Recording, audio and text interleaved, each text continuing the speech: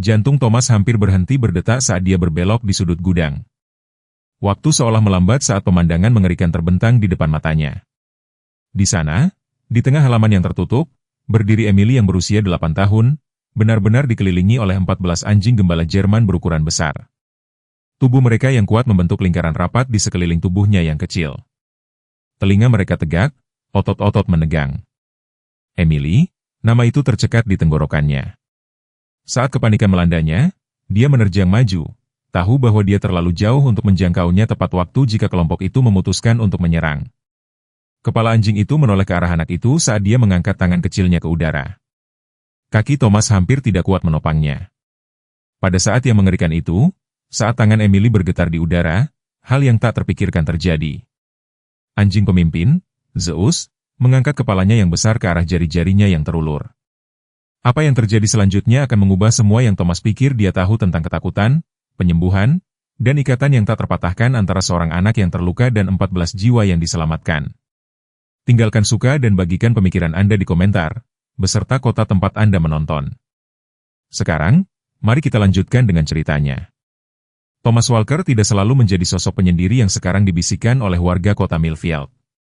Di usia 57 tahun, garis-garis yang terukir dalam di wajahnya yang keras menceritakan kisah pelayanan dan pengorbanan yang hanya sedikit orang yang mau mempelajarinya. 20 tahun di militer telah memberinya lebih dari sekadar medali dan pujian. Mimpi buruk yang terus-menerus dan serangan panik yang tiba-tiba adalah oleh-oleh yang tidak diinginkan dari medan perang yang telah lama ditinggalkan. Psikiaternya telah mendiagnosisnya dengan PTSD berat, tetapi seekor anjing gembala Jerman bernama Max yang benar-benar menyelamatkannya ketika dia kembali ke rumah dalam keadaan hancur. Ketika Max meletakkan kepalanya di pangkuan Thomas selama malam-malam tergelap itu, entah bagaimana jeritan dan ledakan di benaknya mereda, cukup untuk memungkinkannya bernapas. Setelah Max meninggal dengan tenang di usia 13 tahun, keheningan di rumah pertanian Thomas yang sederhana menjadi tak tertahankan. Saat itulah dia mulai menyelamatkan anjing gembala Jerman lainnya, masing-masing ditinggalkan, dilecehkan, atau dijadwalkan untuk eutanasia, sampai 14 pasang mata setia menatapnya untuk mendapatkan arahan, tujuan, dan perawatan. Emily Richardson yang berusia 8 tahun tidak mengucapkan sepatah kata pun selama hampir 14 bulan, sejak malam mobil orang tuanya tergelincir dari jembatan Morgan selama badai musim dingin. Kecelakaan yang merenggut nyawa orang tuanya telah membuat Emily tidak terluka secara fisik tetapi hancur secara emosional. Psikolog anak menyebutnya sebagai mutisme selektif yang dipicu oleh trauma berat. Kakek dan neneknya, Martha dan Howard Richardson, telah pindah ke Millfield untuk membesarkan cucu perempuan mereka yang tiba-tiba menjadi pendiam dan menghabiskan tabungan pensiun mereka untuk terapis yang membuat sedikit kemajuan. Mata Emily, yang dulunya cerah dan nakal menurut foto keluarga, sekarang tampak melihat menembus orang daripada melihat ke arah mereka. Satu-satunya saat percikan Emily yang dulu muncul adalah ketika dia melihat anjing-anjing Thomas di seberang pagar yang memisahkan properti mereka. Itu adalah satu-satunya hal yang tampaknya menembus benteng keheningan yang telah dia bangun di sekeliling dirinya. Millfield dulunya adalah komunitas pertanian yang tenang di mana tetangga membantu tetangga tanpa bertanya. Tetapi waktu berubah. Perkembangan perumahan baru semakin mendekat ke properti yang lebih tua, membawa kepekaan kota ke kehidupan desa. Kelompok anjing gembala Jerman Thomas yang semakin besar membuat pendatang baru merasa gugup, terutama setelah seorang anak di kaunti sebelah diserang oleh anjing liar. Ketegangan dalam pertemuan Dewan Kota tumbuh dengan setiap penyelamatan baru yang dibawa Thomas ke rumah, dan bisikan tentang kelompok berbahaya itu mengikutinya setiap kali dia pergi ke kota. Hanya sedikit yang memperhatikan bagaimana anjing-anjingnya duduk dengan sempurna dalam posisi siap di tali mereka atau bagaimana mereka dengan lembut menerima hadiah dari tangan pemilik toko. Mereka hanya melihat 14 potensi ancaman yang tinggal terlalu dekat dengan anak-anak mereka. Perjalanan Thomas dengan anjing gembala Jerman dimulai dengan sungguh-sungguh 3 tahun setelah pembebasannya yang terhormat, psikiater urusan veteran telah menyarankan terapi hewan. Thomas menolak gagasan itu sampai suatu hari Selasa yang hujan ketika dia melewati tempat penampungan hewan county dan melihat seekor anjing gembala Jerman kurus diturunkan dari kendaraan pengendalian hewan. Sesuatu dalam sikap anjing yang bermartabat, meskipun penganiayaannya yang jelas, memaksa Thomas untuk masuk ke tempat parkir. Manajer tempat penampungan, seorang wanita yang tanpa lelah bernama Janet, menjelaskan bahwa anjing itu telah ditemukan dirantai ke properti yang ditinggalkan tanpa makanan atau air selama berminggu-minggu. Kami sudah terlalu penuh, katanya dengan nada pasrah. Dia punya 3 hari sebelum kita harus membuat ruang. Nasib yang tak terucapkan menggantung di udara di antara mereka. Thomas mengisi surat adopsi sore itu, menamai anjing itu Apollo, Setelah dia memperhatikan anjing itu tampak memperhatikan langit dengan minat yang tidak biasa. Rehabilitasi Apollo menjadi fokus tunggal Thomas, meneliti nutrisi yang tepat, membangun rutinitas pelatihan yang konsisten, dan perlahan-lahan membangun kembali kepercayaan antara manusia dan hewan. Mimpi buruk tidak hilang, tetapi memiliki tubuh hangat Apollo di samping tempat tidurnya memberikan jangkar kekenyataan ketika kegelapan mengancam untuk menariknya ke bawah. 6 bulan setelah Apollo bergabung dengan rumah tangga, Thomas menerima telepon dari Janet. Kami punya pemilik anjing gembala Jerman lain yang ditempatkan di luar negeri. Keluarga tidak dapat menanganinya. Anjing yang baik, hanya energik. Saya langsung memikirkan Anda. Herod bergabung dengan keluarga akhir pekan itu. Kemudian datang Zeus, diselamatkan dari arena perkelahian anjing tetapi entah bagaimana mempertahankan semangat lembut meskipun bekas lukanya. Athena mengikuti, ditinggalkan ketika pemiliknya yang sudah tua meninggal satu persatu. Thomas mendapati dirinya mengatakan ya kepada anjing-anjing yang telah ditinggalkan oleh orang lain, masing-masing dengan kisah pengabaian atau pelecehan mereka sendiri. Pada saat Luna tiba, penyelamatannya yang ke-14, Thomas telah mengubah gudangnya menjadi kandang berpemanas dengan ruang individu untuk setiap anjing, kemudian memagari 5 hektar propertinya untuk area latihan yang aman dan membangun rutinitas harian pelatihan, sosialisasi dan perawatan yang membuat anjing-anjing dan dirinya berfungsi dengan sebaik mungkin. Pensiun militernya menutupi kebutuhan dasar, tetapi tagihan dokter hewan yang meningkat berarti menjual truk antik ayahnya dan mengambil pekerjaan pertukangan aneh di sekitar kota. Pengorbanan itu tampak minimal dibandingkan dengan kedamaian yang dia temukan di perusahaan mereka. Emily pertama kali melihat anjing-anjing itu dari jendela kamarnya 3 minggu setelah pindah ke rumah kakek neneknya yang berdekatan dengan properti Thomas. Martha Richardson menemukan cucunya menempel di kaca suatu pagi, memperhatikan dengan saksama saat Thomas memimpin kelompok itu melalui latihan pagi mereka. Sesuatu tentang gerakan disiplin itu tampak mempesona anak yang pendiam itu. Howard awalnya ragu-ragu ketika Emily menunjuk berulang kali ke arah garis pagar selama jalan-jalan sore mereka, tetapi Martha dengan lembut mendorongnya. Itu adalah hal pertama yang dia tunjukkan minat sejak kecelakaan itu. Howard, kita tidak bisa mengabaikannya. Pasangan itu dengan hati-hati mendekati garis properti bersama tempat Thomas menyikat Apollo. Thomas mengangguk sopan, menjaga percakapan seminimal mungkin, seperti yang selalu dia lakukan dengan tetangga. Tetapi ketika Emily mengambil langkah ragu-ragu ke depan, tangan sedikit terulur ke arah Apollo, sesuatu berubah dalam ekspresi Thomas. Ini Apollo, katanya lembut, membimbing anjing itu ke depan dengan perintah lembut. Dia suka garukan lembut di belakang telinganya.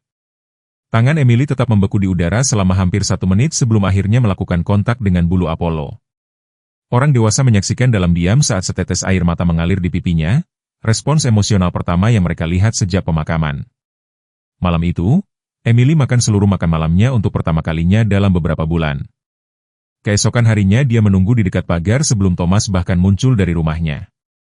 Kata demi kata, Thomas memperkenalkan setiap anjing kepada Emily, menjelaskan nama, latar belakang, dan kepribadian mereka seolah-olah dia sedang melakukan percakapan normal dengannya. Dia tidak pernah mendorongnya untuk berbicara, tidak pernah mengomentari keheningannya. Dia hanya menyertakannya, menunjukkan teknik pelatihan dan menjelaskan hierarki kelompok. Sementara Emily menyerap setiap kata. Martha mulai membawa Emily setiap sore, duduk di beranda Thomas dengan secangkir teh, sementara Emily mengikuti veteran tua itu berkeliling selama tugas-tugas.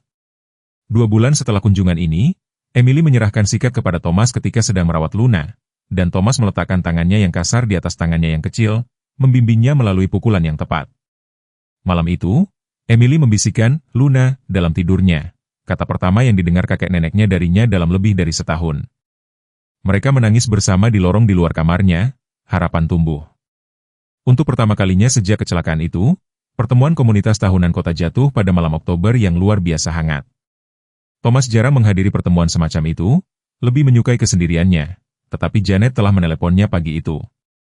Anda harus berada di sana malam ini, dia memperingatkan. Ada pembicaraan tentang anjing-anjing Anda. Gimnasium sekolah dasar penuh sesak ketika Thomas menyelinap ke kursi di baris belakang.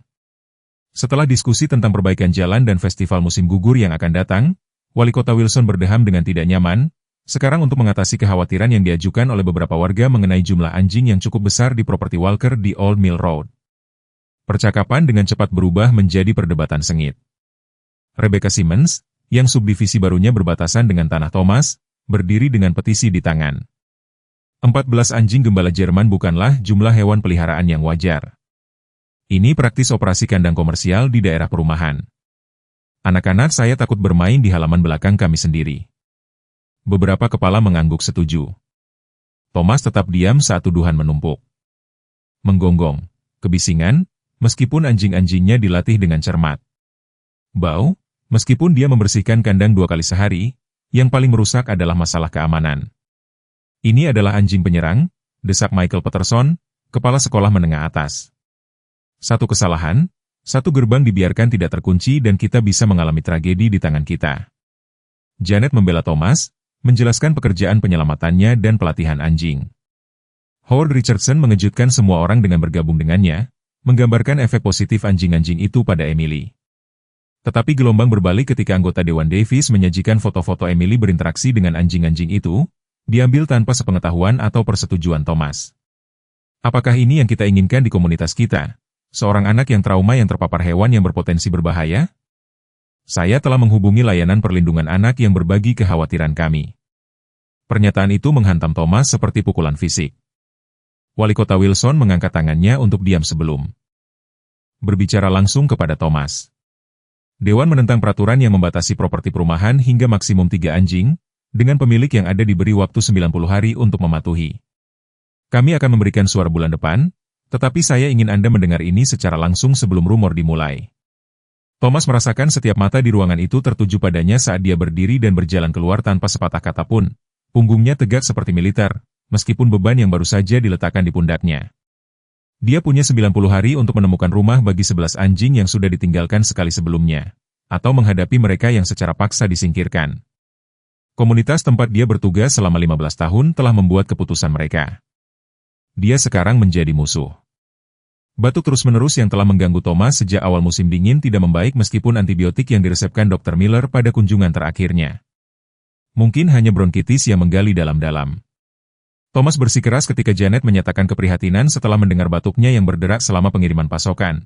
Tetapi ketika dia mendapati dirinya tidak dapat menyelesaikan rutinitas latihan pagi dengan anjing-anjingnya tanpa berhenti untuk mengatur napas, dia dengan enggan membuat janji lain.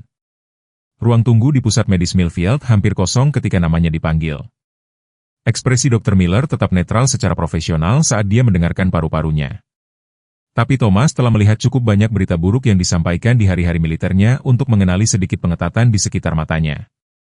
Saya ingin memesan röntgen dada hari ini, Thomas, katanya dengan nada datar, dan beberapa pekerjaan darah tambahan.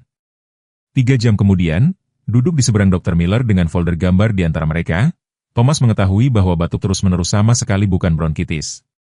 Bayangan yang menyebar melalui paru-parunya menceritakan kisah yang berbeda, kanker paru-paru stadium 3 yang sudah mulai bermetastasis. Suara dokter seolah datang dari sangat jauh saat dia membahas pilihan pengobatan, tingkat keberhasilan, dan rujukan ke ahli onkologi di kota. Thomas mendapati dirinya berfokus pada foto keluarga berbingkai di mejanya, 3 anak yang tersenyum dengan orang tua mereka, daripada statistik yang dia bacakan tentang waktu yang tersisa tanpa perawatan agresif. 6 bulan, mungkin 8 dengan perawatan paliatif. Dengan perawatan, kita mungkin memperpanjangnya menjadi 1 tahun, mungkin 18 bulan, meskipun saya tidak dapat menjanjikan kualitas hidup. Selama waktu itu Thomas berpikir tentang Apollo, yang akhirnya belajar bermain lempar tangkap setelah berbulan-bulan pelatihan yang sabar. Atau tentang Hera, yang masih gemetar selama badai petir dan membutuhkan tangan lembut di punggungnya untuk menghadapinya. Tentang Zeus dan bekas lukanya yang akhirnya memudar di bawah pertumbuhan bulu baru. Tentang 12 jiwa lain yang bergantung padanya sepenuhnya. 6 bulan tidak cukup waktu untuk menemukan rumah yang tepat untuk mereka. Tidak ketika kota sudah berbalik melawan mereka, tidak ketika rumah yang salah akan berarti kembali ke ketakutan, pengabaian, atau lebih buruk. Kunjungan pertama dari Dinas Perlindungan Anak datang 3 hari setelah pertemuan kota. Thomas sedang menyikat lunas sementara Emily duduk bersila di dekatnya menyortir peralatan perawatan menjadi baris yang rapi, ketika sebuah sedan perak masuk ke jalan masuknya. Wanita yang muncul memperkenalkan dirinya sebagai Diane Matthews, senyum profesionalnya tidak pernah benar-benar mencapai matanya saat dia mensurvei properti itu. Hanya tindak lanjut rutin untuk beberapa kekhawatiran yang diajukan oleh anggota masyarakat. Dia menjelaskan, dengan clipboard di tangan. Thomas memberi isyarat agar Emily tetap bersama Luna sementara dia memimpin Nona Matthews berkeliling properti, menjawab pertanyaan tajamnya tentang protokol keselamatan, prosedur pengawasan, dan keterlibatan Emily dengan hewan. Saya diharuskan untuk mendokumentasikan faktor risiko potensial untuk penambang di yurisdiksi kami. Dia menjelaskan sambil memotret pengaturan kandang, area latihan yang dipagari, kait di gerbang. 14 anjing ras besar di sekitar seorang anak dengan kerentanan terkait trauma yang diketahui menimbulkan beberapa bendera merah dalam protokol penilaian kami. Thomas mempertahankan ketenangannya, menjelaskan setiap tindakan keamanan yang ada, sistem gerbang ganda yang mencegah pelarian, pemisahan anjing selama pemberian makan, pengawasan konstan selama kunjungan Emily. Nona Matius membuat suara tidak berkomitmen saat dia menulis penanya bergerak cepat di formulirnya. Sebelum pergi, dia meminta percakapan pribadi dengan Martha dan Howard Richardson, yang telah tiba untuk menjemput Emily. Thomas menyaksikan dari berandanya saat percakapan animasi terjadi di jalan masuk Richardson. Wajah Howard memerah sementara Martha menyeka matanya dengan tisu. Malam itu, Martha menelepon untuk menjelaskan bahwa kunjungan Emily perlu ditangguhkan sementara sambil menunggu evaluasi penuh, karena mengancam penyelidikan ketergantungan. Thomas, suara Martha pecah di telepon. Mereka mengatakan kami menunjukkan penilaian yang buruk, membiarkan Emily berada di sekitar begitu banyak anjing kuat yang bisa mereka singkirkan dari hak asuh kami. Tuduhan tak terucapkan menggantung di antara mereka bahwa anjing-anjing Thomas menempatkan stabilitas Emily pada risiko tepat ketika dia mulai menunjukkan tanda-tanda penyembuhan. Thomas meletakkan gagang telepon dengan lembut setelah meyakinkan Martha bahwa dia mengerti, lalu merosot ke kursi berlengannya. Tiba-tiba, merasakan setiap salah satu dari 57 tahunnya, Apollo meletakkan kepalanya di lutut Thomas, sensitif seperti biasa terhadap kesusahan tuannya. Apa yang akan kita lakukan, teman lama Thomas, berbisik, menjalankan jari-jarinya melalui bulu anjing. Apa yang terjadi pada kalian semua ketika aku pergi? Pertemuan keputusan akhir dijadwalkan tepat 90 hari setelah diskusi Dewan Kota awal, tenggat waktu yang sekarang tampak sangat kejam. Selaras dengan prognosis Dr. Miller, Thomas telah menghabiskan bulan-bulan intervensi menghubungi organisasi penyelamat gembala Jerman di 3 negara bagian, tetapi jawabannya selalu sama. Mereka sudah terlalu penuh, dikelola, dan kekurangan dana.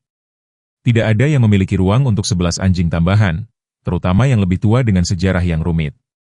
Dia telah berhasil mengamankan penempatan untuk Hermes, penyelamatan termudanya, dengan program pelatihan K9 untuk anjing layanan, dan mantan teman militer telah setuju untuk mengambil Perseus. 9 anjing tetap tanpa prospek dan pilihan Thomas semakin menipis seiring dengan energinya. Pagi hari pertemuan tiba dengan segar dan cerah, hari musim semi yang sempurna yang membuat simpul di perut Thomas semakin kencang. Dia baru saja menyelesaikan rutinitas pemberian makan pagi ketika truk Janet masuk, diikuti oleh 3 kendaraan lain, SUV Wali Kota Wilson, sedan anggota Dewan Davis, dan mobil perak yang sekarang akrab milik Nona Matius dari Dinas Perlindungan Anak. Thomas menegakkan bahunya dan berjalan keluar untuk menemui mereka, mengabaikan rasa sakit tumpul yang telah menjadi penghuni permanen di dadanya. Kami pikir mungkin lebih baik membahas ini di lokasi. Wali Kota Wilson menjelaskan dengan canggung, daripada dalam suasana formal ruang dewan, apa yang tidak terucapkan jelas, mereka ingin memeriksa tempat itu untuk terakhir kalinya sebelum memberikan vonis mereka. Janet meremas lengan Thomas dengan mendukung saat para pejabat memulai tur mereka, dengan clipboard dan kamera di tangan. Thomas menjawab pertanyaan mereka secara mekanis, pikirannya sebagian sibuk dengan betapa sedikit usaha yang sekarang diperlukan untuk membuatnya kelelahan. Mereka telah mencapai halaman latihan utama ketika sebuah gerakan menarik perhatian Thomas, mobil Martha masuk ke jalan masuknya di sebelah. Emily, wajah kecil terlihat di jendela penumpang. Mata anak itu terkunci dengan matanya dari kejauhan dan untuk sesaat sesuatu melewati di antara mereka yang tidak bisa disebutkan namanya oleh Thomas. Dia berbalik kembali ke pertanyaan Wali Kota Wilson tentang langkah-langkah pengendalian kebisingan, tidak menyadari bahwa momen singkat gangguan ini akan memulai peristiwa yang akan mengubah segalanya. Seperti yang bisa Anda lihat, Thomas menjelaskan sambil menunjukkan kedap suara di area kandang dalam ruangan. Kami telah mengambil setiap tindakan untuk meminimalkan dampak pada properti tetangga. Wali Kota Wilson mengangguk, membuat catatan sementara anggota Dewan Davis mengambil foto. Nona Matius mengajukan pertanyaan tajam tentang protokol pembersihan dan pencegahan penyakit, skeptisismenya terbukti meskipun jawaban Thomas menyeluruh. Delegasi kecil itu telah pindah untuk membahas perimeter pagar ketika Janet tiba-tiba meraih lengan Thomas. Kemana Richardson pergi? Tanyanya, mengangguk ke arah jalan masuk tetangga tempat Martha dan Howard naik ke mobil mereka. Emily, tidak terlihat dimanapun. Rasa dingin menjalari Thomas saat dia memindai properti itu, matanya akhirnya tertuju pada sosok kecil yang menyelinap melalui pepohonan yang memisahkan kedua properti itu. Permisi, katanya tiba-tiba kepada para pejabat, detak jantungnya berakselerasi dengan berbahaya. Kita perlu menghentikan tur ini segera. Wali Kota Wilson tampak terkejut dengan perubahan tiba-tiba itu. Tuan Walker, kami memiliki jadwal yang padat hari ini. Tetapi Thomas sudah bergerak menuju kandang. Rasa takut membangun saat dia menyadari apa yang sedang terjadi. Emily tidak pernah berada di propertinya tanpa pengawasan. Dia tidak pernah berinteraksi dengan ke-14 anjing secara bersamaan dan sekarang, dengan para pejabat siap untuk mengutuk hewan-hewannya sebagai berbahaya, dia langsung menuju ke mereka. Panggil Richardson kembali ke sini sekarang juga. Dia memerintahkan Janet dengan urgensi yang tidak memungkinkan argumen dan menahan semua orang di sini sampai aku kembali. Thomas berlari kecil, mengabaikan api di paru-parunya, berdoa agar dia mencapai Emily sebelum dia mencapai kandang. Tetapi saat dia berbelok di sudut gudang, dia melihat apa yang paling dia takuti. Gerbang ke halaman latihan utama terbuka dan Emily berjalan ke tengah ruang, di mana ke-14 anjing gembala Jerman sekarang berbalik ke arah pengunjung tak terduga. Tubuh mereka yang kuat waspada dan memperhatikan penyusup kecil di tengah mereka. Apa yang tidak diketahui oleh orang dewasa, bukan Thomas, bukan Martha dan Howard, bukan para pejabat kota, adalah bahwa keheningan Emily menyembunyikan hubungan rahasia yang telah berkembang selama beberapa bulan terakhir. Itu dimulai dengan cukup polos pada suatu malam ketika Emily terbangun oleh mimpi buruk tentang kecelakaan itu. Dari jendela kamarnya dia telah melihat anjing-anjing Thomas di kandang luar ruangan mereka di bawah sinar bulan. Beberapa tidur, yang lain waspada dan mengawasi. Pemandangan itu entah bagaimana menenangkan jantungnya yang berdebar-debar, dan malam berikutnya dia sengaja tetap terjaga untuk menonton mereka lagi. Ketika kakek neneknya, mendengkur, menunjukkan bahwa mereka tertidur lelap. Emily melakukan perjalanan soliter pertamanya melintasi garis properti. Dia tidak mendekati kandang malam itu, hanya duduk di bawah pohon maple dan memperhatikan anjing-anjing itu sampai kelopak matanya menjadi berat. Malam berikutnya dia memberanikan diri lebih dekat, dan malam berikutnya lebih dekat lagi. Luna adalah yang pertama memperhatikannya mengangkat kepalanya dan memperhatikan dengan mata cerdas, tetapi tidak membuat suara yang mungkin memperingatkan Thomas di dalam rumah. Emily mendekati pagar dengan hati-hati, mengingat instruksi Thomas tentang postur sapaan yang tepat. Luna menekan hidungnya ke pagar, ekornya bergoyang perlahan sebagai pengakuan. Itu menjadi ritual malam mereka. Emily menyelinap keluar setelah kakek neneknya tertidur, menghabiskan 1 jam, atau terkadang 2 jam, dengan anjing-anjing itu sebelum kembali tidur. Tidak ada yang tahu tentang petualangan tengah malamnya. Seiring berjalannya minggu, kepercayaan diri Emily tumbuh. Dia mulai membawa hadiah kecil yang dia simpan dari makan siang, menawarkannya melalui pagar dengan perintah yang dia dengar Thomas gunakan. Anjing-anjing itu menanggapi otoritasnya yang tenang dengan duduk dan tetap diperintahnya yang berbisik. Luna adalah yang pertama, kemudian Zeus, kemudian Apollo. Setiap anjing belajar mengasosiasikan Emily dengan penguatan positif dan penanganan lembut. Dia mulai membawa buku catatan kecil tempat dia mendokumentasikan perilaku mereka, preferensi mereka, perintah mana yang paling efektif dengan setiap anjing. Ketika Thomas telah menunjukkan pelatihan kliker, suatu sore Emily telah membuat klikernya sendiri dari tutup botol logam, mempraktikkan teknik tersebut selama kunjungan malamnya. Anjing-anjing itu tampaknya memahami perlunya kerahasiaan, tetap sangat tenang selama kunjungannya, seolah-olah mereka juga mengenali sifat khusus dari sesi tengah malam ini. Emily merasakan rasa kontrol dengan anjing-anjing yang telah dilucuti dari hidupnya sejak kecelakaan itu. Mereka mendengarkannya, menanggapi dia, menghormati perintahnya, bahkan tanpa suaranya. Ketika Luna berhasil menyelesaikan serangkaian perintah kompleks suatu malam hanya menggunakan isyarat tangan Emily, gadis itu merasakan kemenangan yang luar biasa sehingga dia hampir berbicara dengan keras, tetapi dia menekan jari-jarinya ke bibirnya sebagai gantinya. Kata itu masih terjebak di dalam, tetapi entah bagaimana lebih dekat ke permukaan daripada sebelumnya. Mungkin yang paling luar biasa adalah bagaimana Emily mulai melatih anjing-anjing itu untuk bekerja bersama sebagai satu unit daripada hanya secara individu. Dia telah mengamati Thomas bekerja dengan mereka dalam kelompok yang terdiri dari 2 atau 3 orang. Tetapi selama sesi malamnya Emily sering bekerja dengan 5 atau 6 anjing secara bersamaan.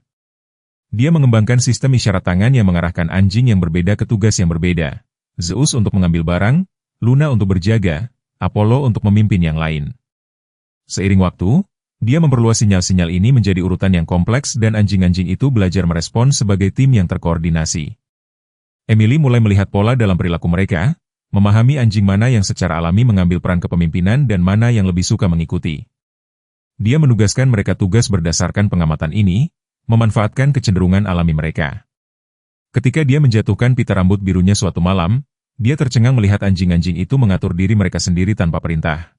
Athena menemukan pita, Perseus mengambilnya dan Luna menyerahkannya ke tangan Emily. Mereka belajar mengantisipasi kebutuhan, bekerja bersama untuk memecahkan masalah. Dalam buku catatannya, Emily mulai menyebut mereka bukan sebagai anjing individu tetapi sebagai kelompok, Sebuah unit tunggal yang kohesif dengan kemampuan yang melebihi jumlah bagian-bagiannya. Apa yang dimulai sebagai kenyamanan selama malam tanpa tidur telah berevolusi menjadi sesuatu yang luar biasa, tetapi bahasa rahasia antara seorang anak yang pendiam dan 14 jiwa yang diselamatkan yang entah bagaimana memahami dengan tepat apa yang dia butuhkan dari mereka.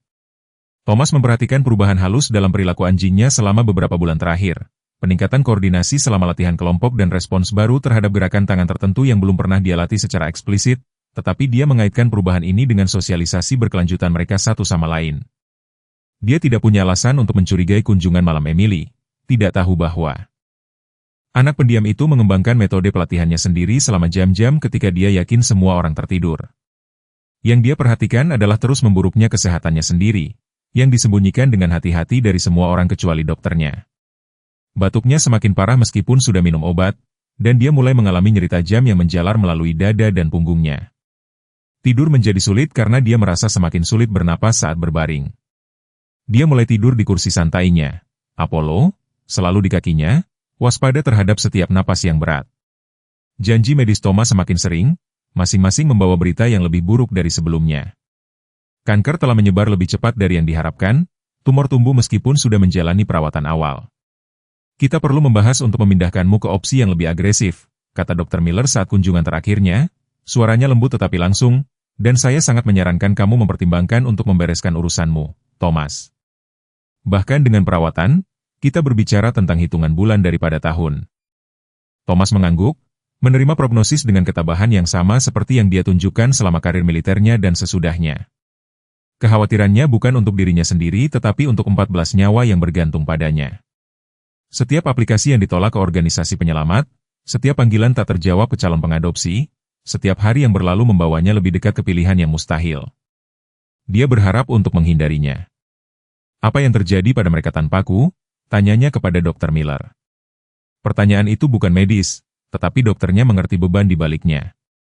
Meskipun demikian, Janet telah menjadi sekutunya yang paling berdedikasi, menghubungi semua orang di jaringannya tentang potensi penempatan untuk anjing-anjing itu. Saya telah menghubungi setiap penyelamat dalam jarak 800 km, katanya suatu sore, frustrasi terlihat dalam suaranya. Mereka semua menghadapi masalah yang sama, kepadatan berlebihan, kekurangan dana, kekurangan staf. Tidak ada yang memiliki ruang untuk banyak anjing ras besar, terutama yang lebih tua. Thomas mengangguk tidak terkejut tetapi masih kecewa. Bagaimana dengan adopsi individu? Tanyanya, meskipun dia sudah tahu jawabannya. Kebanyakan orang menginginkan anak anjing, Thomas, atau ras yang lebih kecil atau anjing tanpa riwayat yang rumit. Realitas yang tak terucapkan menggantung di antara mereka. Menemukan rumah untuk 14 gembala Jerman di komunitas yang sudah memandang mereka dengan curiga hampir tidak mungkin. Tenggat waktu Dewan semakin dekat dengan cepat, bertepatan secara mengerikan dengan garis waktu Dr. Miller untuk kesehatannya. Thomas mulai meneliti eutanasia manusiawi, pikiran itu memutar perutnya menjadi simpul. Tetapi alternatifnya, anjing-anjingnya dipisahkan, dikirim ke tempat penampungan yang penuh sesak di mana mereka mungkin merana di dalam kandang, mungkin diadopsi oleh orang-orang yang tidak mengerti kebutuhan mereka, tampak lebih tak tertahankan. Mereka pantas mendapatkan yang lebih baik daripada yang bisa saya berikan sekarang, akunya kepada Janet suatu malam, dan mereka tentu saja pantas mendapatkan yang lebih baik daripada apa yang menanti mereka setelah saya pergi. Janet meremas tangannya, tidak dapat menawarkan basa-basi yang mereka berdua tahu akan menjadi penghiburan palsu. Kebenarannya keras dan tanpa kompromi. Thomas kehabisan waktu, kehabisan pilihan, dan kehabisan kekuatan untuk melawan kedua pertempuran secara bersamaan. Pagi hari keputusan akhir Dewan Kota tiba dengan cerah dan jelas, hari musim semi yang dingin dan indah. Itu membuat beban dari apa yang mungkin terjadi menjadi lebih berat. Thomas menghabiskan malam tanpa tidur untuk melatih permohonannya kepada para pejabat, mengetahui itu mungkin sia-sia tetapi bertekad untuk membuat pendirian terakhir untuk anjing-anjingnya. Dia telah menyiapkan dokumentasi tentang pelatihan setiap anjing, catatan dokter hewan yang menunjukkan kesehatan yang sempurna dan perawatan pencegahan, kesaksian dari beberapa pendukung yang dia miliki di kota. Itu tidak banyak melawan arus opini publik, tetapi hanya itu yang tersisa baginya. Ketika para pejabat tiba lebih awal dari yang diharapkan, Thomas hampir tidak menyelesaikan rutinitas perawatan pagi untuk anjing-anjing itu. Dia telah meninggalkan mereka di halaman latihan utama untuk menikmati sinar matahari sementara dia berbicara dengan delegasi, berasumsi Emily aman dengan kakek neneknya bersiap-siap untuk sekolah. Dia tidak mungkin tahu bahwa Emily telah mendengar kakek neneknya membahas keputusan Dewan malam sebelumnya, Tidak mungkin tahu tekad yang telah terbentuk di benaknya yang masih muda saat dia mendengarkan mereka berbicara tentang anjing-anjing Thomas yang berpotensi dipindahkan dalam beberapa hari. Orang malang itu, kata Martha dengan lembut kepada Howard di dapur mereka, pertama penyakit ini dan sekarang mereka mengambil satu-satunya hal yang memberi makna pada hidupnya. Howard menghela napas berat. Saya mengerti kekhawatiran kota, tetapi waktunya tampaknya sangat kejam. Anjing-anjing itu adalah seluruh dunianya. Emily mundur ke kamarnya setelah mendengar ini, mengeluarkan buku catatannya di mana dia telah mendokumentasikan sesi pelatihan selama berbulan-bulan. Dia telah membuat keputusannya, kemudian merumuskan rencana yang tampak sangat logis bagi benaknya yang berusia 8 tahun. Dia akan menunjukkan kepada semua orang betapa istimewanya anjing-anjing Thomas, betapa terlatih dan lembutnya mereka. Dia akan menunjukkan apa yang telah dia temukan selama sesi malamnya, bahwa anjing-anjing itu bukan hanya hewan peliharaan tetapi mitra yang mampu melakukan kerjasama dan komunikasi yang kompleks. Dalam penalaran kekanak-kanakannya, jika para pejabat kota hanya bisa melihat apa yang telah dia lihat, mereka tidak akan mengambil anjing-anjing itu dari Thomas ketika dia sangat membutuhkannya. Ketika Martha dan Howard menyebutkan mengantarnya ke sekolah sebelum menghadiri janji dokter mereka sendiri, Emily mengangguk diam-diam, sudah menyesuaikan rencananya. Dia akan meminta untuk menggunakan kamar mandi di sekolah, kemudian menyelinap pergi dan kembali ke properti Thomas. Waktunya akan sempurna. Para pejabat akan berada di sana, Thomas akan berada di sana, dan dia bisa menunjukkan semua yang telah dia latih secara rahasia. Saat mobil kakek neneknya keluar dari properti Thomas pagi itu, Emily menyelinap keluar dari pintu belakang gedung sekolah alih-alih pergi ke kelasnya. Jalan kaki sejauh 1,5 kilometer kembali ke rumah sudah akrab dari kunjungan hariannya dengan kakek neneknya dan dia menavigasinya dengan cepat, tetap dekat dengan garis pohon untuk menghindari terlihat dari jalan. Dia bisa melihat mobil-mobil resmi diparkir di jalan masuk Thomas saat dia mendekat dari belakang properti. Tetapi mereka bisa melihat kelompok kecil berjalan dengan Thomas menuju lumbung di mana kandang dalam ruangan ditempatkan. Kesempatannya telah tiba tepat seperti yang dia harapkan. Para orang dewasa mengalihkan perhatian anjing-anjing di halaman latihan utama, saat yang tepat untuk demonstrasinya. Emily bergerak diam-diam melalui pepohonan yang memisahkan properti, buku catatannya dipegang erat di satu tangan. Dia mendekati halaman latihan dari belakang, menggunakan gerbang yang selalu dikunci oleh Thomas tetapi yang telah dia pelajari untuk dibuka selama penjelajahan malamnya. Kaitnya terbuka di bawah jari-jarinya yang terlatih dan Emily melangkah ke halaman, segera menarik perhatian ke-14 gembala Jerman saat mereka berbalik ke arahnya dengan waspada dan penuh perhatian. Emily menegakkan bahunya yang kecil dan mengangkat tangannya dalam sinyal yang telah dia kembangkan, perintah yang akan memulai. Demonstrasi yang dia yakini akan menyelamatkan mereka semua. Ke-14 gembala Jerman bergerak dengan presisi tersinkronisasi saat mereka mengelilingi Emily, tubuh mereka yang kuat membentuk lingkaran sempurna di sekitar gadis kecil itu. Dari sudut pandang Thomas, saat dia berbelok di sudut lumbung, pemandangan itu tampak seperti mimpi buruk. Seorang anak terpojok oleh hewan yang berat gabungannya melebihi 450 kg, yang rahangnya bisa menghancurkan tulang jika mereka memilihnya. Emily, teriaknya, suaranya pecah karena panik. Wali Kota Wilson dan yang lainnya mengikuti di belakangnya dan dia mendengar napas tajam anggota Dewan Davis, mendengar panggilan mendesak Nona Matthews ke teleponnya, kemungkinan memanggil layanan darurat. Tetapi fokus Thomas tetap tunggal, mencapai Emily sebelum hal yang tak terpikirkan terjadi. Dia mendorong tubuhnya yang sakit ke depan, setiap langkah mengirimkan pecahan rasa sakit melalui dadanya, setiap napas berat membakar paru-parunya. Tetapi bahkan saat dia berlari, dia mencatat sesuatu yang tidak biasa tentang postur anjing-anjing itu. Mereka tidak menggeram atau menunjukkan tanda-tanda agresi. Mereka diposisikan di sekitar Emily dalam apa yang hampir tampak seperti formasi pelindung, tubuh mereka miring keluar daripada ke arahnya. Emily berdiri diam di tengah lingkaran, ekspresinya tenang, terlepas dari kekacauan yang terjadi di sekitarnya. Saat Thomas mendekat, Emily mengangkat tangannya dalam gerakan yang disengaja, jari-jari kecilnya terulur ke atas dalam gerakan yang tidak dia kenali dari protokol pelatihannya.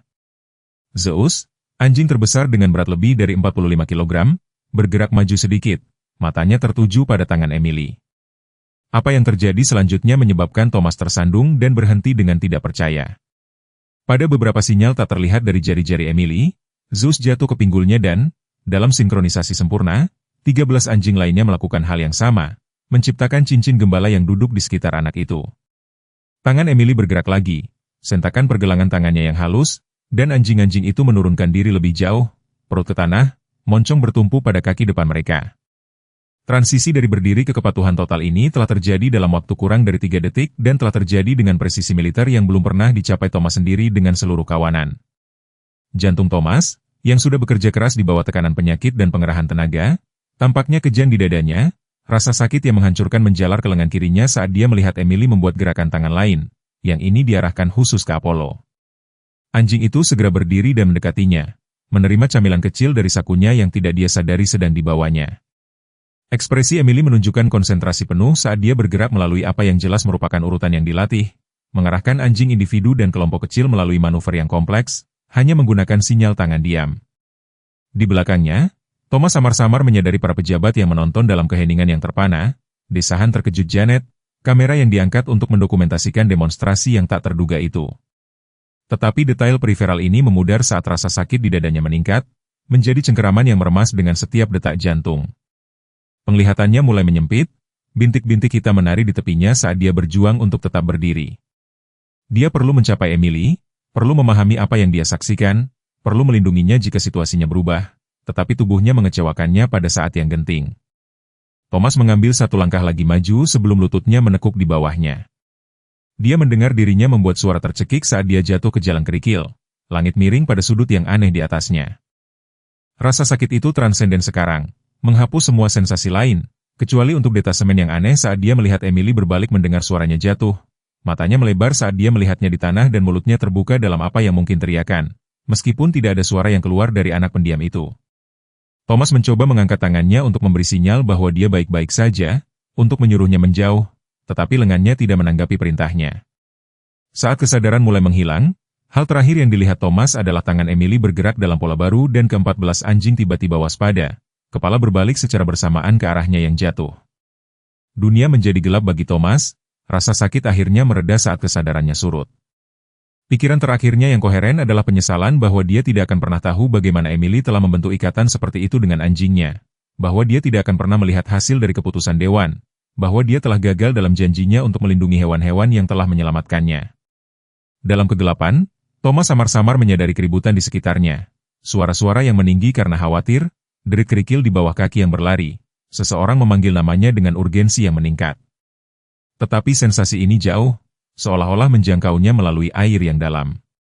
Apa yang menembus kegelapan dengan lebih jelas adalah perasaan tubuh hangat menekan. Di sampingnya, berat badan kepala anjing yang akrab bertumpu di dadanya, tepat di atas jantungnya. Apollo, pikirnya, mengenali kehadiran unik penyelamatan pertamanya bahkan dalam keadaan semi sadarnya. Kemudian tubuh hangat lain menempel di kakinya dan yang lain menempel di sisi lainnya. Dalam delirumnya, Thomas merasa anjing-anjingnya mengelilinginya, kehangatan kolektif mereka menyelimutinya saat tubuhnya semakin dingin.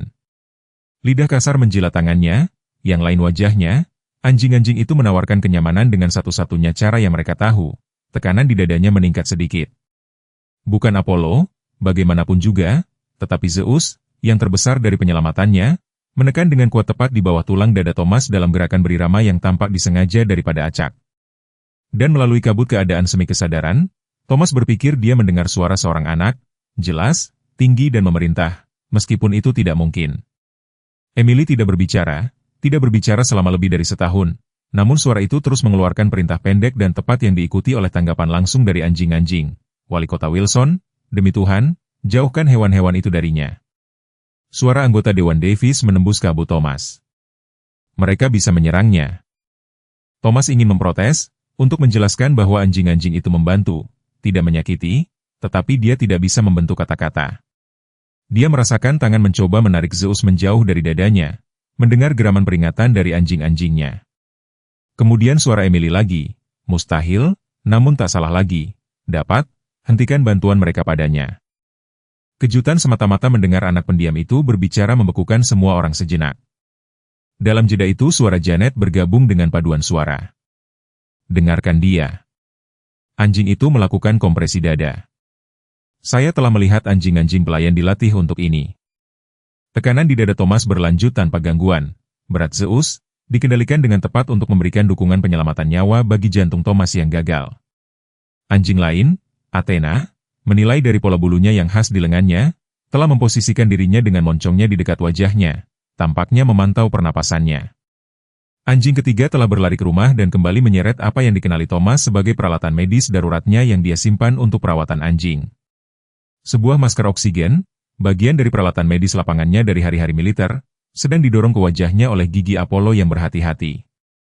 Melalui mata yang menyipit, Thomas melihat Emily mengarahkan upaya penyelamatan yang terkoordinasi ini dengan sinyal tangan yang menentukan dan perintah verbal. Suaranya yang sebelumnya sunyi sekarang berdering dengan otoritas jauh melampaui 8 tahunnya. Ambulans setidaknya 15 menit lagi, kata Nona Matius, sikap profesionalnya retak di bawah situasi yang belum pernah terjadi sebelumnya. Warnanya semakin buruk. Emily berlutut di samping Thomas, tangan kecilnya bertumpu sebentar di dahinya sebelum dia berbalik ke orang dewasa. Luna dapat menemukan obatnya. Dia tahu di mana itu. Suara anak itu berkarat karena tidak digunakan, tetapi jernih dalam desakannya. Janet, satu-satunya orang dewasa yang tampaknya mampu memproses pemandangan luar biasa yang terbentang di hadapan mereka, mengangguk cepat. Yang mana Luna? Emily menunjuk ke gembala abu-abu perak dengan mata ember yang khas yang sudah diposisikan dengan penuh perhatian di sisinya. Kamar tidur Thomas di meja samping tempat tidur, pil biru kecil. Emily membuat gerakan cepat dan Luna mempercepat lajunya menuju rumah, menghilang melalui pintu anjing yang telah dipasang Thomas untuk keadaan darurat. Wali Kota Wilson tampaknya akhirnya mengatasi keterkejutannya cukup untuk mengambil tindakan. Dia berlutut di samping Thomas, melonggarkan kerahnya, sementara Zeus melanjutkan kompresi dada berirama di bawah bimbingan Emily yang penuh perhatian. Emily, katanya dengan lembut, menyapa anak yang tiba-tiba vokal itu, bagaimana kamu tahu untuk menyuruh anjing-anjing melakukan ini? Fokus Emily tetap pada Thomas saat dia menjawab kata-katanya, terukur dan disengaja, seolah-olah dia tidak terbiasa menggunakan suaranya. Saya membaca manual medis militer Thomas selama kunjungan malam saya. Anjing-anjing itu menonton gambar-gambar itu bersama saya. Kami berlatih. Luna kembali dalam waktu kurang dari 1 menit, botol resep kecil dipegang dengan hati-hati di giginya. Dia mengirimkannya langsung ke Janet, yang memeriksa label, nitrogliserin yang diresepkan untuk kondisi jantung Thomas yang tampaknya telah dia sembunyikan bersama dengan diagnosis kankernya. Janet dengan cepat memberikan tablet di bawah lidah Thomas, sementara Zeus menghentikan kompresinya dengan sinyal Emily. Upaya terkoordinasi dari anak dan anjing terus berlanjut selama apa yang tampak seperti berjam-jam, tetapi sebenarnya hanya lebih dari 8 menit sebelum raungan sirene yang mendekat mengumumkan kedatangan ambulans. Saat para medis bergegas ke halaman, mereka disambut dengan pemandangan yang mencengangkan. Ke-14 gembala Jerman diorganisasikan dalam intervensi medis yang tepat. Seorang anak kecil mengarahkan upaya mereka dan 5 orang dewasa berdiri dalam keheningan yang terpana saat mereka menyaksikan yang mustahil. Tuan, bisakah Anda mendengar saya? Suara para medis tampak jauh bagi Thomas saat kesadarannya berkedip-kedip. Dia merasakan anjing-anjing itu dengan lembut digeser ke samping, merasakan tangan asing menggantikan tekanan berirama Zeus dengan CPR yang lebih konvensional. Dia merasakan logam dingin stetoskop di kulitnya. Melalui itu semua, satu sensasi tetap konstan. Tangan kecil Emily mencengkeramnya. Suaranya terus mengeluarkan perintah tenang kepada anjing-anjing yang telah berkumpul dalam setengah lingkaran pelindung di sekitar tim medis. Mundur, tetapi tetap terlihat, katanya kepada mereka, dan para gembala menurut, langsung, menciptakan ruang bagi para medis sambil mempertahankan kehadiran waspada mereka. Saat Thomas diangkat ke atas gurney, masker oksigen diamankan di wajahnya, saluran 4 dimasukkan ke lengannya. Dia berhasil fokus sebentar pada wajah Emily. Ekspresinya tidak lagi kosong dan terputus seperti selama setahun terakhir. Sebaliknya, matanya jernih dan bertujuan, bertemu dengan matanya dengan pesan diam yang dia pahami, terlepas dari keadaan semisadarnya. Saya akan merawat mereka sampai Anda kembali. Saat pintu ambulans tertutup, memisahkan Thomas dari anjing-anjingnya dan dari anak yang entah bagaimana telah membentuk ikatan luar biasa dengannya, dia menyerah pada ketidaksadaran dengan satu kepastian. Di tengah kekacauan, tidak ada yang tentang takdir anjingnya atau masa depan Emily yang akan mengikuti jalan yang diharapkan siapapun. Tepat 30 menit sebelumnya, lampu neon rumah sakit peringatan Millfield memancarkan cahaya keras di atas ruang tunggu tempat Martha dan Howard Richardson duduk bersama Janet, wali kota Wilson dan, yang mengejutkan, anggota Dewan Davis. Emily duduk sedikit terpisah dari orang dewasa, tubuhnya yang kecil dikerdilkan oleh perabot institusional, buku catatannya terbuka di pangkuannya, meskipun dia tidak menulis. Kekacauan awal setelah jatuhnya Thomas telah berubah menjadi kewaspadaan yang tidak nyaman saat mereka menunggu berita dari para dokter. Thomas segera dibawa ke unit jantung. Setibanya, kondisinya diklasifikasikan sebagai kritis.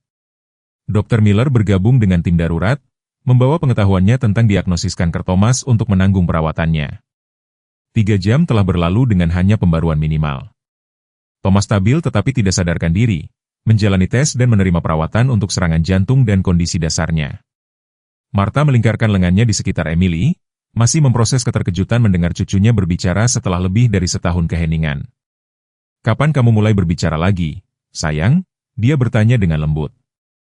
Emily mendongak ke arah neneknya dengan mata yang jauh lebih tua dari usianya. "Ketika Thomas membutuhkan saya," jawabnya sederhana sebelum kembali ke perenungannya yang sunyi.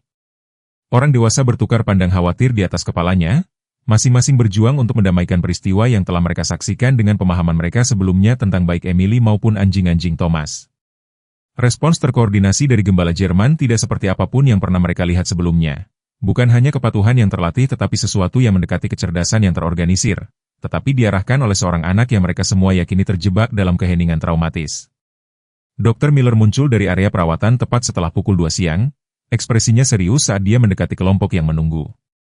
Thomas stabil untuk saat ini, dia memilih kata-katanya dengan hati-hati saat dia melirik Emily. Serangan jantungnya parah, diperburuk oleh kanker lanjutannya. Pengerahan tenaga fisik telah menempatkannya dalam koma yang diinduksi secara medis untuk mengurangi tekanan pada sistemnya sementara kita mengatasi masalah jantung langsung. Howard berdeham, menanyakan pertanyaan yang dipikirkan semua orang. Apa peluangnya? Ketabahan profesional Dr. Miller sedikit terpeleset. Jika Thomas hanya berurusan dengan serangan jantung, saya akan optimis dengan hati-hati, tetapi kanker telah menyebar secara signifikan sejak pemindaian terakhirnya. Kombinasinya, dia menggelengkan kepalanya sedikit, kami melakukan segalanya yang mungkin tetapi saya harus jujur, prognosisnya sangat dijaga. 48 jam berikutnya akan menjadi kritis. Tangan Martha menutupi mulutnya untuk menahan isak tangis sementara Janet berbalik, menenangkan diri sebelum menghadapi kelompok itu lagi. Emily tetap diam, menyerap informasi itu dengan ketabahan yang tampaknya tidak sesuai dengan usianya. Dr. Miller berlutut di depannya, berbicara langsung kepada anak itu. "Emily, Thomas sangat sakit, tetapi dia berjuang keras. Apakah kamu mengerti apa artinya itu?" Emily mengangguk sekali, suaranya mantap ketika dia menjawab, "Itu berarti dia mungkin tidak pulang ke anjing-anjingnya." Pernyataan sederhana itu menggantung di udara, implikasinya membebani semua orang yang hadir. Saat keterkejutan awal rawat inap Thomas memberi jalan kepada pertimbangan praktis, pertanyaan tentang ke-14 gembala Jerman menjadi tak terhindarkan. Janet telah kembali ke properti Thomas segera setelah ambulans berangkat, memastikan anjing-anjing itu diamankan dan diberi makan, tetapi ini adalah solusi sementara yang terbaik. Mereka tidak bisa dibiarkan sendiri tanpa batas waktu, jelasnya kepada kelompok yang berkumpul di kafetaria rumah sakit malam itu. Thomas memiliki rutinitas untuk mereka, jadwal makan, persyaratan olahraga, obat-obatan untuk beberapa yang lebih tua. Saya dapat menangani perawatan dasar selama 1 atau 2 hari, tetapi saya juga harus mengelola tempat penampungan. Realitas yang tak terucapkan menjulang tinggi. Jika Thomas tidak pulih atau menghadapi rehabilitasi berbulan-bulan, apa yang akan terjadi pada 14 anjing yang telah difoto untuk dipindahkan oleh kota? Wali Kota Wilson menghela napas berat, implikasi politik dari situasi itu jelas membebaninya. Keputusan Dewan secara teknis masih tertunda, tetapi setelah apa yang kita saksikan hari ini, dia melirik anggota Dewan Davis, yang sangat pendiam sejak insiden itu. Davis berdeham dengan tidak nyaman. Demonstrasi pelatihan anjing memang tak terduga, tetapi itu tidak mengubah masalah mendasar tentang peraturan zonasi dan kekhawatiran keselamatan masyarakat. Nona Matius, yang telah bergabung dengan mereka setelah membuat laporan awalnya kepada Layanan Perlindungan Anak, mengangguk setuju, sementara respons anjing-anjing selama darurat luar biasa, saya masih memiliki keraguan serius tentang seorang anak, usia Emily, terlibat dengan begitu banyak hewan besar, terutama mengingat riwayat traumanya. Emily, yang diam-diam minum jus apel di ujung meja, meletakkan cangkirnya dengan hati-hati. Anjing-anjing itu menyelamatkan nyawa Thomas, katanya, suaranya lembut tetapi tak tergoyahkan. Mereka tidak berbahaya, mereka pahlawan. Orang dewasa bertukar pandang tidak nyaman, tidak seorang pun yakin bagaimana menanggapi penilaian mantan anak pendiam itu. Howard akhirnya memecah keheningan, suaranya lembut tetapi tegas. Pahlawan itu hebat, sayang, tetapi mereka masih hewan yang membutuhkan perawatan yang tepat dan jika Thomas tidak dapat memberikan perawatan itu, dia membiarkan kalimat itu belum selesai. Tetapi kesimpulannya jelas bagi semua orang, termasuk Emily. Ekspresi anak itu sedikit mengeras saat dia meraih buku catatannya, memegangnya erat-erat di dadanya. Saya bisa merawat mereka, desaknya. Saya tahu semua jadwal mereka, perintah mereka, obat-obatan mereka. Saya telah belajar dengan mereka di malam hari selama berbulan-bulan. Martha tersentak pelan saat mengetahui kegiatan malam rahasia cucunya ini, Sementara Nona Matius membuat catatan di filenya, kerutannya semakin dalam. Emily, itu sama sekali tidak mungkin, Janet menjelaskan dengan lembut. Kamu berusia 8 tahun, realitas hukum dan praktis. Emily menyela sesuatu yang belum pernah dia lakukan sebelumnya. Temukan rumah bagi mereka, rumah yang baik bersama-sama, jika mungkin. Thomas telah mencoba selama berbulan-bulan. Dia tidak memberitahu siapapun tentang sakit karena dia takut dengan apa yang akan terjadi pada anjing-anjing itu. Suaranya tertahan sedikit pada kata-kata terakhir, keretakan pertama dalam ketenangannya sejak krisis dimulai. Realitas keras dari situasi Thomas menjadi lebih jelas keesokan harinya ketika Dr. Miller meminta pertemuan dengan Janet, yang telah didaftarkan Thomas sebagai kontak daruratnya. Dia sadar sebentar pagi ini, jelas dokter dalam privasi ruang konsultasi. Dia menyadari kondisinya dan ingin membahas pengaturan untuk anjing-anjingnya. Janet mengangguk, tidak terkejut bahwa pikiran sadar pertama Thomas adalah tentang hewan-hewannya, bukan dirinya sendiri. Apakah dia mengatakan apa yang pernah dia lakukan? Dr. Miller menyerahkan sebuah amplop tertutup kepada Janet. Dia memintaku untuk memberikan ini padamu. Dia cukup bersikeras, meskipun berbicara sulit baginya. Janet membuka amplop itu dengan jari gemetar, membuka surat tulisan tangan yang pasti telah Thomas siapkan beberapa waktu lalu, mengantisipasi situasi ini. Surat itu berisi instruksi rinci untuk setiap anjing, riwayat medis, catatan perilaku, dan permintaan khusus untuk penempatan mereka. Yang paling memilukan adalah paragraf terakhir, di mana Thomas mengakui bahwa menjaga ke-14 anjing itu bersama-sama adalah hal yang mustahil, dan memberi wewenang kepada Janet untuk membuat keputusan yang diperlukan tentang pemisahan dan penempatan. Kekhawatiran terbesarnya, Dr. Miller melanjutkan dengan tenang, adalah agar mereka tidak diutanasia hanya karena tidak dapat ditemukan rumah bagi mereka. Dia sangat emosional tentang hal itu, yang tidak membantu kondisinya.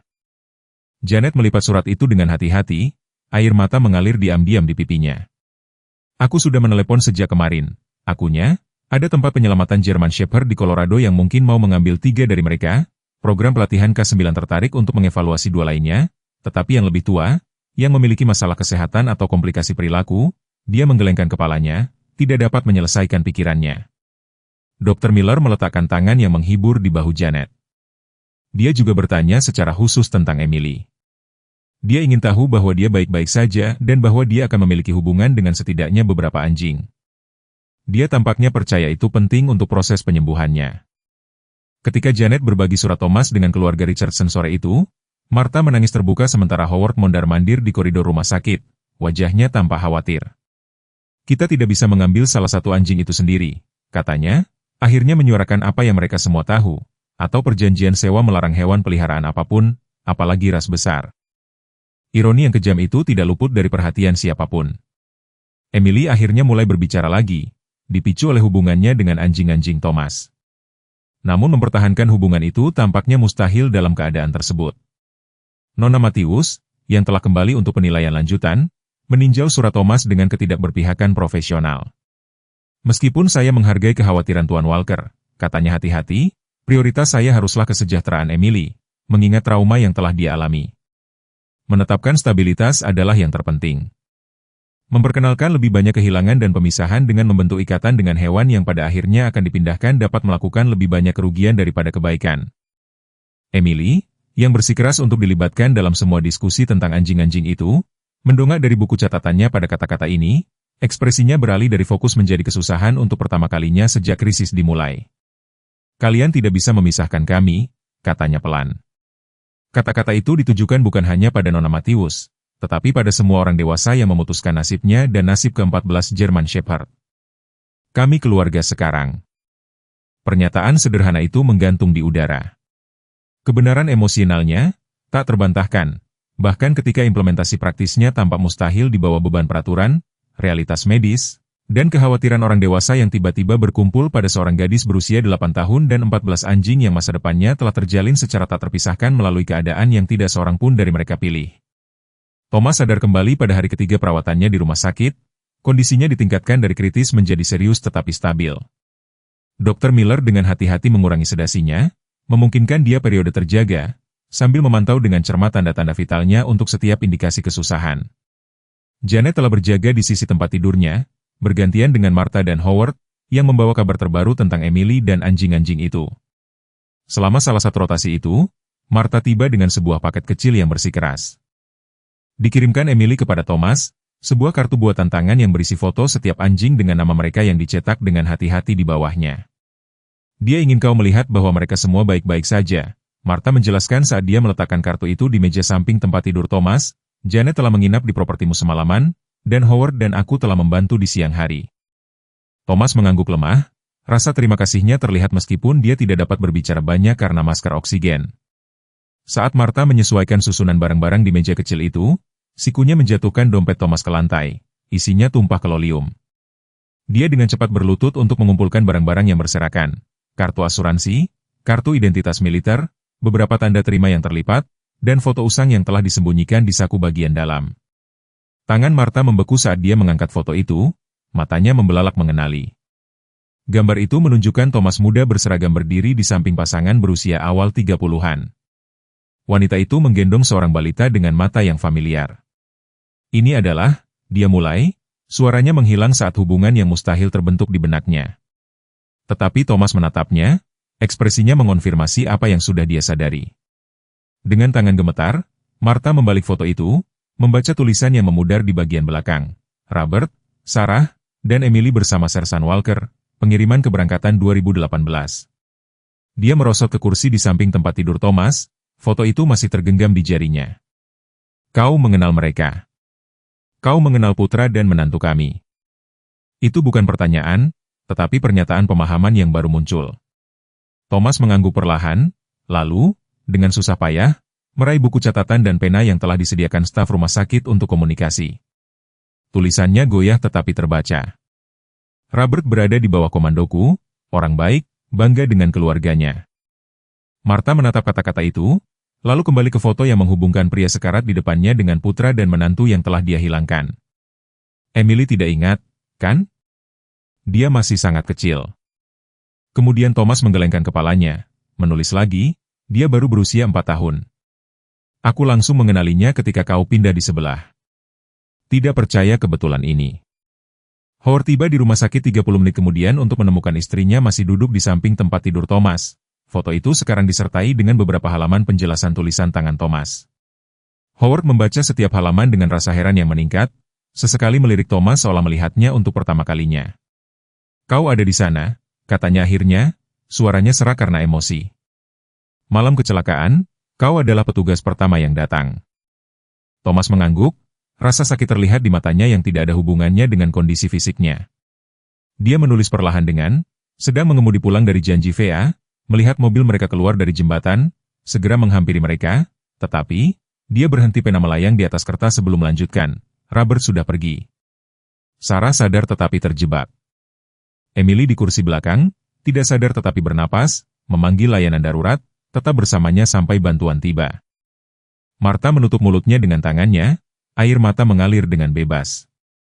Laporan polisi sekarang menyebutkan seorang veteran militer yang membantu di tempat kejadian, tetapi tidak ada nama.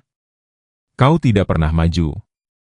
Kata-kata Thomas berikutnya ditulis dengan kekuatan sedemikian rupa sehingga pena hampir merobek kertas. Aku tidak bisa menyelamatkan mereka. Aku gagal Robert, gagal misiku untuk melindungi prajuritku dan keluarganya. Rasa bersalah mentah dalam pengakuan tertulis itu tak salah lagi, mengungkapkan beban yang telah Thomas pikul, diam-diam saat dia mengawasi Emily dan kakek neneknya dari seberang garis properti.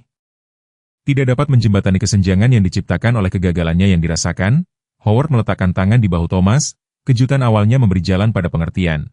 Kau tidak gagal, nak. Penyelidik kecelakaan mengatakan tidak ada yang bisa dilakukan. Sudut benturan. Dia menggelengkan kepalanya, tidak dapat melanjutkan karena kenangan malam itu mengancam akan membanjirinya lagi. Martha meraih buku catatan itu membaca halaman berikutnya dari pengakuan Thomas. Kau telah mengawasi Emily selama ini, pertama dari kejauhan, lalu ketika kami pindah di sebelah. Thomas mengangguk, menulis lagi dengan susah payah, mengikuti kasusnya melalui konselor VA. Ketika propertimu dijual, aku memastikan kau mendengarnya, ingin berada dekat jika dia membutuhkan. Kalimat itu tetap belum selesai, tetapi maknanya jelas. Thomas telah memposisikan dirinya sebagai penjaga yang tak terlihat, tidak dapat mendekat secara langsung karena rasa bersalahnya, tetapi tidak mau meninggalkan anak dari pria yang telah bertugas di bawah komandonya. Wahyu itu melemparkan koleksi German Shepherd-nya dalam cahaya yang sama sekali baru, Bukan hanya terapi untuk PTSD-nya sendiri tetapi jembatan potensial ke anak yang trauma yang keluarganya tidak dapat dia selamatkan. Martha dan Howard bertukar pandang, komunikasi tanpa kata yang lahir dari puluhan tahun bersama dalam kesedihan bersama tahun lalu. Emily perlu tahu, kata Howard akhirnya. Dia pantas tahu kebenaran tentangmu, tentang hubungannya dengan anjing-anjing itu, semuanya. Emily tiba di rumah sakit sore itu, ditemani oleh Janet dan, yang mengejutkan, Nona Matthews dari Layanan Perlindungan Anak. Pekerja sosial itu bersikeras untuk hadir untuk apa yang telah dikatakan kepadanya akan menjadi pengungkapan penting mengenai sejarah Emily. Kekhawatiran profesionalnya jelas. Terlepas dari keadaan yang luar biasa, Emily memasuki kamar Thomas tanpa ragu-ragu. Segera pindah ke sisi tempat tidurnya dengan keakraban percaya diri dari seseorang yang jauh lebih tua dari usianya yang 8 tahun. Anjing-anjing itu merindukanmu, katanya sebagai sapaan, terutama Apollo. Dia terus memeriksa kursimu. Thomas berhasil tersenyum lemah, matanya berbinar mendengar suara Emily, keajaiban yang masih dia sesuaikan setelah berbulan-bulan dia diam. Martha dengan lembut membimbing Emily untuk duduk di samping tempat tidur Thomas, foto usang itu ditempatkan dengan hati-hati di tangannya yang kecil. Emily, sayang, apakah kau mengenali siapapun di foto ini? Emily mempelajari gambar itu dengan fokus intens yang mencirikan semua interaksinya, jarinya menelusuri garis luar figur-figur itu. Itu ibu dan ayah, katanya lembut. Lalu menatap Thomas dengan mata bertanya. Dan itu kau, tapi lebih muda. Martha mengangguk mendorong. Ya, sayang, Thomas mengenal orang tuamu sebelumnya, sebelum kecelakaan itu. Dia adalah komandan ayahmu di militer. Tatapan Emily kembali ke foto itu, membuat koneksi yang telah disembunyikan darinya oleh trauma dan waktu. Apakah itu sebabnya kau memiliki begitu banyak anjing? Karena ayah? Pertanyaan itu, polos namun perseptif, menyentuh inti kebenaran yang baru saja ditemukan oleh orang dewasa itu sendiri. Howard berlutut di samping cucunya. Suaranya lembut, Thomas ada di sana malam kecelakaan itu, Emily. Dia mencoba membantu orang tuamu dan dia telah mengawasimu sejak saat itu. Dengan caranya sendiri, Emily menyerap informasi ini dengan ketenangan yang luar biasa. Tatapan dari foto ke Thomas dan kembali lagi. Kau berjanji kepada mereka, katanya tiba-tiba kata-kata itu bukan pertanyaan, tetapi pernyataan fakta yang mengejutkan semua orang di ruangan itu. Thomas mengangguk matanya, mempertanyakan bagaimana dia bisa tahu ini. Emily meraih buku catatan Thomas, menulis alih-alih berbicara. Aku ingat suaramu malam itu. Kau berbicara dengan ibu sementara petugas pemadam kebakaran mencoba mengeluarkannya. Kau berjanji untuk mengawasi aku. Wahyu itu membungkam ruangan. Emily belum pernah sebelumnya menunjukkan ingatan apapun tentang kecelakaan itu sendiri. Terapisnya menyarankan bahwa trauma telah menciptakan amnesia pelindung di sekitar peristiwa malam itu. Namun disinilah dia, mengingat dengan kejernihan sempurna janji yang dibuat oleh seorang tentara kepada istri bawahannya yang sekarat, Nona Matthews, yang telah mengamati interaksi itu dengan ketidakberpihakan profesional, melangkah maju. Emily, kau tidak pernah menyebutkan kenangan ini kepada terapis manapun. Nada bicaranya lembut tetapi menyelidik. Penilaian jelas berlanjut meskipun konteks emosional. Emily mengangkat bahu sedikit, fokusnya tetap pada Thomas. Aku tidak ingat, sampai aku mulai bekerja dengan anjing-anjing itu, ada sesuatu tentang mata mereka. Dia menghilang, tidak dapat mengartikulasikan proses kompleks di mana ingatannya yang terfragmentasi mulai menyusun kembali diri mereka sendiri melalui hubungannya dengan German Shepherd Thomas. Thomas menulis dengan gemetar di buku catatan. Kata-kata terakhir Sarah adalah tentang Emily. Membuatku berjanji untuk memastikan dia baik-baik saja untuk mengawasinya. Dia berhenti lalu menambahkan, dengan susah payah, ketika kau pindah di sebelah aku pikir itu adalah kesempatan. Sekarang aku percaya itu lebih. Emily mengangguk dengan sungguh-sungguh, menerima penjelasan ini. Dengan kejernihan langsung yang kadang-kadang dibawa anak-anak ke situasi yang membingungkan orang dewasa, dia meletakkan tangan kecilnya di atas tangan Thomas yang lebih besar. Gerakan itu menjembatani kesenjangan di antara mereka yang telah dipertahankan oleh rasa bersalah dan trauma terlalu lama. Itu sebabnya anjing-anjingmu tahu bagaimana membantumu, katanya sederhana. Kau melatih mereka untuk mengawasi orang, jadi mereka tahu bagaimana mengawasimu juga. Dalam keheningan yang mengikuti pengamatan ini, Emily melakukan sesuatu yang tidak diharapkan oleh siapapun, bahkan dia. Dia mencondongkan tubuh ke depan dan berbisik langsung kepada Thomas. Suaranya cukup jelas untuk didengar semua orang kata-kata yang menyelesaikan rangkaian penyembuhan di antara mereka. Kau menepati janjimu. Terima kasih telah menyelamatkanku dengan anjing-anjingmu. Rapat Dewan Kota 2 minggu setelah serangan jantung Thomas tidak mirip dengan pertemuan yang diperdebatkan yang mendahuluinya. Gimnasium sekolah dasar dipenuhi di luar kapasitas, dengan penduduk berdiri di sepanjang dinding dan tumpah ke lorong. Wali Kota Wilson meminta ketertiban, palunya hampir tidak terdengar di atas dengungan percakapan. Sebelum kita membahas agenda, anggota Dewan Davis telah meminta lantai mengenai masalah anjing Tuan Walker. Davis berdiri menyesuaikan dasinya dengan gugup saat dia menghadapi komunitas yang berkumpul. Sikap sebelumnya terhadap German Shepherd Thomas telah didokumentasikan dengan baik di surat kabar lokal, membuat permintaannya untuk berbicara pertama sangat penting. Seperti yang diketahui banyak dari kalian, saya telah menjadi advokat paling vokal untuk membatasi jumlah anjing yang diizinkan di properti perumahan. Dia mulai mengakui gumaman persetujuan dari beberapa sudut ruangan. Namun, peristiwa baru-baru ini telah memaksa saya untuk mempertimbangkan kembali posisi saya. Dia menggambarkan secara rinci apa yang telah dia saksikan di properti Thomas. Ke-14 German Shepherd melakukan apa yang sama dengan respons darurat yang terkoordinasi di bawah arahan seorang anak berusia 8 tahun. Apa yang awalnya saya lihat sebagai potensi bahaya bagi komunitas kita mengungkapkan dirinya sebagai sesuatu yang cukup luar biasa. Hewan-hewan ini, jauh dari menjadi ancaman, kemungkinan, menyelamatkan nyawa Tuan Walker sebelum personel medis dapat tiba. Pergeseran dalam perspektif komunitas tidak bulat, tetapi itu substansial. Rebecca Simmons, yang telah mempelopori petisi terhadap anjing-anjing Thomas, berdiri untuk berbicara kepada tetangganya. Saya salah, katanya sederhana, saya menilai berdasarkan ketakutan daripada fakta. Setelah melihat laporan berita dan berbicara dengan Janet tentang pelatihan anjing, saya telah menarik keluhan saya. Pernyataan serupa diikuti dari penduduk lain yang sebelumnya menentang kelompok anjing Thomas bahwa Michael Peterson, kepala sekolah menengah, mengusulkan pembentukan komite untuk merevisi peraturan hewan untuk mengakomodasi keadaan khusus seperti Thomas. Mungkin alih-alih berfokus pada angka-angka arbitrer, kita harus mempertimbangkan standar pelatihan, kesesuaian properti, dan manfaat yang dibawa hewan-hewan ini ke komunitas kita. Pemungutan suara yang menyusul sangat menentukan. Pembatasan yang diusulkan akan diganti dengan pendekatan yang lebih bernuansa yang akan memungkinkan Thomas untuk menjaga German Shepherd-nya, asalkan mereka mempertahankan standar pelatihan mereka saat ini dan lulus penilaian perilaku rutin. Wali Kota Wilson menutup diskusi dengan komitmen untuk mempercepat peraturan baru. Mengingat pengabdian Tuan Walker kepada negara ini dan keadaan luar biasa yang telah kita saksikan, saya percaya ini adalah keputusan yang tepat untuk kota kita. Laporan akhir Nona Matius kepada Layanan Perlindungan Anak mencerminkan evolusi serupa dalam penilaian profesional. Meskipun kekhawatiran awal saya mengenai paparan Emily Richardson terhadap beberapa anjing ras besar valid, berdasarkan protokol risiko standar, observasi langsung telah menunjukkan keadaan luar biasa yang menjamin pertimbangan ulang. Dia menulis interaksi terstruktur antara anak dan hewan tampaknya bermanfaat secara terapeutik untuk memfasilitasi komunikasi dan pemrosesan emosional yang gagal dicapai oleh intervensi tradisional. Rekomendasinya mencakup pemantauan berkelanjutan, tetapi secara eksplisit mendukung hubungan berkelanjutan Emily dengan anjing-anjing Thomas di bawah pengawasan yang tepat. Yang paling signifikan, Nona Matius mendukung aplikasi Richardson untuk menjadi proksi perawatan kesehatan Thomas, memungkinkan mereka untuk membuat keputusan medis atas namanya seiring perkembangan kondisinya. Hubungan antara keluarga-keluarga ini, yang diungkapkan melalui keadaan yang luar biasa, menyediakan struktur dukungan yang menguntungkan semua pihak yang terlibat, khususnya Emily, yang kemajuan luar biasa harus diprioritaskan. Thomas dipulangkan dari rumah sakit 3 minggu setelah serangan jantungnya. Rencana perawatan kankernya disesuaikan untuk berfokus pada kualitas hidup daripada intervensi agresif. Prognosisnya tetap suram, bulan daripada tahun, tetapi kembali ke rumah ke anjing-anjingnya telah menjadi tujuan tunggalnya. Itu adalah salah satu yang didukung Dr. Miller sebagai bermanfaat secara medis. Terlepas dari tantangan teknis, tanda vitalnya meningkat secara terukur ketika anjing terapi berkunjung.